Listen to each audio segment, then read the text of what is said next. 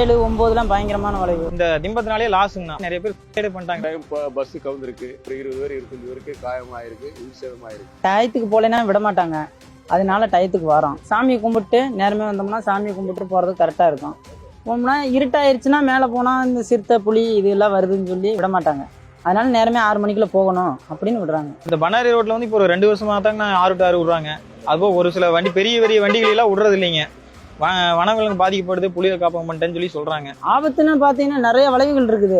ஏகப்பட்ட வளைவு 7, 9 பயங்கரமான வளைவு. அதெல்லாம் பார்த்து சுகாதாரமாக தான் போகணும். அதை கடந்து போறதுக்காக வேண்டி தான் 6 மணிக்கெல்லாம் நேரமே விட்டுறாங்க, வெளிச்சத்தோட விட்டுறாங்க. இருட்டாயிருச்சுன்னா போக முடியாது, வண்டிக்கு நிறைய வரதுனால போக முடியாதுன்னு சொல்லி வண்டிலாம் நிப்பாட்டி வச்சுக்கிறாங்க 6 மணிக்கு மேல. சத்தியமங்கலம் பெரும்பாலும் ஒரு நிறைய சில ஓனர்கள்லாம் இந்த திம்பத்தினாலே லாஸுங்கண்ணா.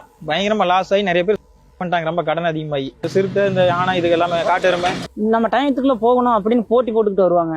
அப்போ ஒரு வண்டி முன்னாடி போகும், ஒவ்வொரு வண்டி பின்னாடி வரும். அப்ப டச் ஆகிறதுக்கு வாய்ப்பு இருக்கு. நம்ம 2 பேரும் கல்யாணம் பண்ணிக்கலாமா?